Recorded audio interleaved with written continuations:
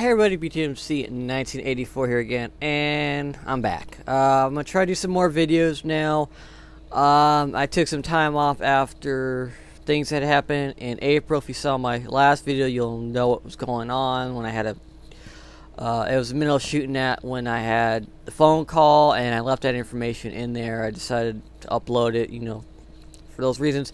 And I was also working. I was working at Toys R Us for their liquidation sale, so I had a couple good months there. So I was just really tired from coming home, especially in Arizona with the heat, and that's why if you hear any buzzing or rumbling noises, that's an AC unit running. It's Arizona, summer, it's over 100 degrees. It's over 110 degrees outside, so I kind of need my apartment to be a little bit cool. So anyway, I'm going to do a two-part video. This is the first part. I'll film the second one and then upload it shortly after this one because YouTube. The other day I went to a local used bookstore, and I'm always there. They have a lot of used stuff, entertainment, but they also take in old toys, and I was surprised to find a case that had a bunch of near mint to mint diecast. Now I didn't grab everything because I did have a little bit of budget, went over a little bit. But a friend of mine also had gone there earlier and got all the red lines, so I missed out on the good red lines that were in good condition and played with. But I think I ended up doing a little bit better just for what I found. So first up is this old little Matchbox. I can't even pronounce it. I've tried to do this video a couple times, so I'm never going to try to pronounce it. But it's a little Italian sports car, I believe. It was a concept model that was trying to compete with the likes of Ferrari and Lamborghini at the time in the mid-70s, I believe. Looking at that, yeah, early 70s. It never really took off. I think it was a mid-engine car. You could see the little hump on the back, which is really cool. You don't see too many of those details. And what I like about it is it's played with. It's okay, but it's in good shape for being played with. Missing the little sticker on it, which doesn't really bother me because I think it looks cleaner without the sticker. But opening doors, something you don't see too often on American castings outside of like an M2 or Majorette that came back. But for what it was, pretty good. And I didn't realize until I'd done it earlier. With the detail on the doors, there are two different cutouts for the door panels. One is a horizontal and one is a vertical. So I don't know if that was the actual car that had it, or if Matchbox did two different versions and I got two different door versions on it. See the steering wheel, beautifully detailed interior. I mean, for the time, for the 1970s, this is beautiful. So actually, I'm going to lower my camera a bit. Keep that there. Next up is another beautiful Matchbox. This Ford pickup truck in beautiful condition. If I was to rate this, this would definitely be a 9.5 to a 9.8 on the mint scale. It does have its little bit of flaws with some chrome wear from just handling it alone. For being over 60 years, for about 60-something years old, 50 to 60 years old, it is beautiful shape. No damage to the glass. The wheels have never been really played with roughly. I mean, they still got the tall nub. There's no scratches. The base is beautifully still clean. No paint chips anywhere. And a big selling point why I got it is the camper shell is still there. I've seen other examples on eBay where the truck is, somewhat good condition, but the shell, the camper, is always missing on these trucks. Or you find them broken, the tabs have, been busted off, and it's just loose and it falls right off. So I'm really glad to have found that really nice truck. That was it for the Matchboxes. Next up, I found some Hot Wheels. Like this old tow truck. I forgot the official name of it, but it's Steve's 24-hour towing. They redid this a couple times. I think at one point they actually blocked out Steve's on it and it just had towing and racing or something like that. But this is definitely one of the early examples because it has the metal base. Later incarnations of this truck had plastic. And with the plastic, had the broken bumper syndrome, where these two tabs right here, parts of the bumper would break off. But you could see it's got, you know, that's just a little bit of flashing right there, that blue piece. That's not a real major chip. It is beautiful condition. You can see inside you got, you know, a lot of detail that, you know, people say, you know, when they find little hidden gems on today's Hot Wheels, I mean, if you ever look at some old ones, I mean, you got a hat, a hard hat, or a trucker's hat. You've got a thermos sitting back there. Come on, a thermos. Got the little CB radio set up, the AC, the, you know, little mini. I mean, you don't see that too often. And like, people say, "Oh, well, they got a," or no, it's actually a lunchbox. You know, a lunchbox or a hat. But still, you got a hat, a thermos, some other little details that are inside this truck cab that you don't see too often in new castings. And when they do, they make a big deal. I mean, but back in the 80s, that's what Hot Wheels was doing. They added those details. Next up is this Ford Escort XR3.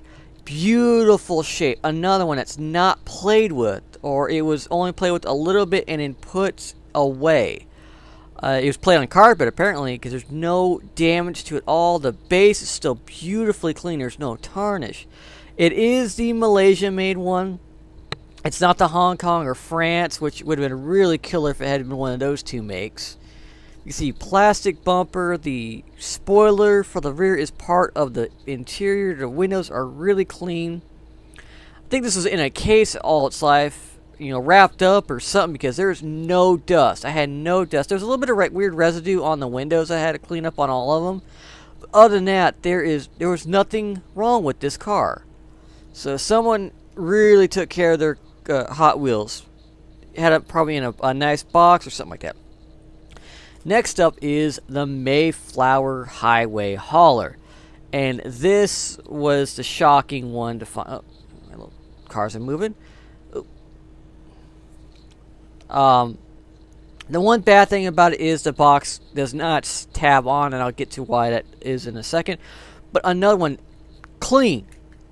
There is no major paint chips, no scuffs, no bent wheels, no damage to the body.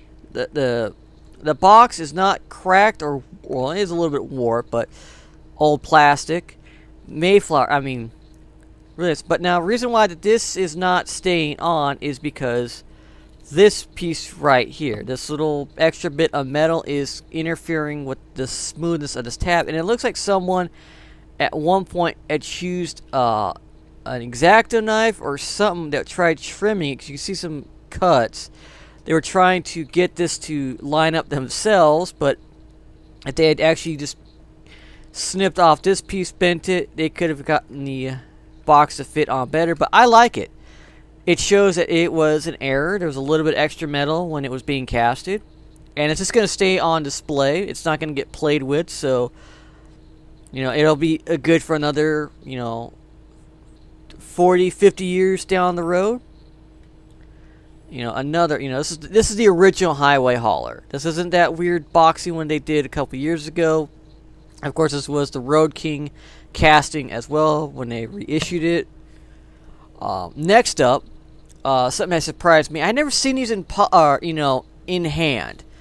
I've seen photos in, you know, old price guides, eBay listings when they actually popped up, and you know, in Wiki, 1983 Speed Machines Spoiler Sport in light blue. This is darn well mint. There is no paint chips, no busted windows, no bent spoiler. These things are synonymous with having droopy spoilers, because kids played with it and they put their hands on these spoilers, and over the years the metal just warped and warped and warped. Or when it was thrown in toy boxes, other cars just smashing into it. There's no wear on anything on this car. The tires are still in tight positioning. They're not loose. It rolls beautifully. Tampos are not scratched. They're not worn. So someone took care of this car.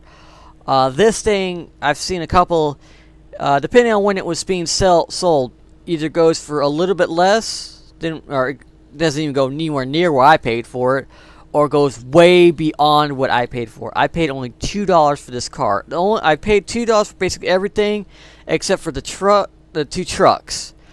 This was like $6. This was like $4, but well worth the price. Everything was $2.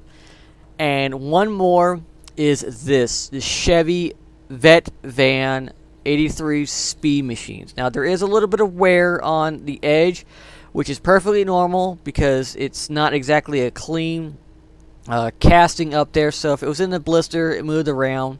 It's got a couple little, imperfections in the tampos, which is perfectly normal for this car. Even pulling them out of the blister, sometimes it'll look like that. The only major issue is this little bitty paint chip right there, which really is a bummer because that takes it from mint to near mint. So this is definitely a 9.5 on that mint scale if I was to get it appraised. The main beautiful selling point of it is the base. Plastic, which usually these things were always metal. To find the plastic base variant on it is beautiful, and the wheels are not played with, and the mechanism for the high raker design is still intact. I would assume that with plastic, wearing up and down, pulling it back and forth would wear out a lot faster. Chip wear, there is no stress marks anywhere on this car. I did pull it down once and put it back. I'm not pulling it back out because I don't want to stress the plastic. This is over a 30-year-old toy. That plastic becomes brittle. I don't want to damage it. But this thing was never played with. This sat in someone's collection for years, and then they finally, put it to this used bookstore. So I'm really glad to have these two. My friend may have gotten red lines, but I got some decent black walls, which these two right here made for the whole lot. Now, that is it for this section of it. I want to do another part with one more thing, but I don't want to taint it with the Hot Wheels, and I want to get a little bit more discussion with that piece. So this is it for now. This is for part 1. Part 2 will come after this one is uploaded. So please stay tuned to that. Thanks for watching, everybody. I'll be back soon with another video. Have a good day.